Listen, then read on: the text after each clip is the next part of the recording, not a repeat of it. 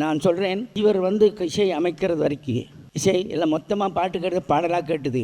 இவர் இசையை அமைக்க ஆரம்பிச்சப்புறம் அவருடைய ஒவ்வொரு பிஜிஎம்மும் ஒவ்வொரு பேக்ரவுண்டும் ஒரு காம்போசிஷன், ஒரு பாடல். அது சினிமாவில் பார்த்தா தான் அது நிகழ்ச்சின்னு கிடையாது.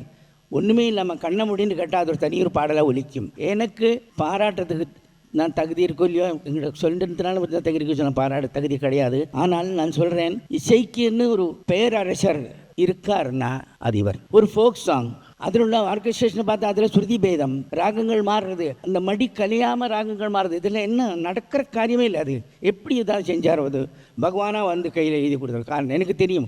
என்கிட்ட கற்றுக்கிற சமயத்தில் 4:30 மணிக்கு ரெடியாக ஹாஜர், நேர ஸ்டூடியோ 7 மணிக்கு. நான் சில நாள் கூட போனாங்க 9 மணிக்கு சாங் ரெடி, எல்லாம் ரெடி, 6 பார்ட் மியூசிக் ரெடி, எல்லாமே ரெடி. எவர் பாங்க ரெடி பண்ணிட்டு சாதுவாக உட்காந்துருப்பார். அமானுஷம். அது சாதாரணமாக ஒரு சாதாரண ஒரு மனுஷனால் ஒரு மனித பெரிய வேலை செய்ய முடியாத ஒரு அளவு கடந்த ஒரு நிலை அது. அந்த நிலை என்றைக்கும் கூட இருக்கட்டும். இதுக்கெல்லாம் இன்பம் கொடுங்க, இணையை கொடுங்க. தேங்க்யூ.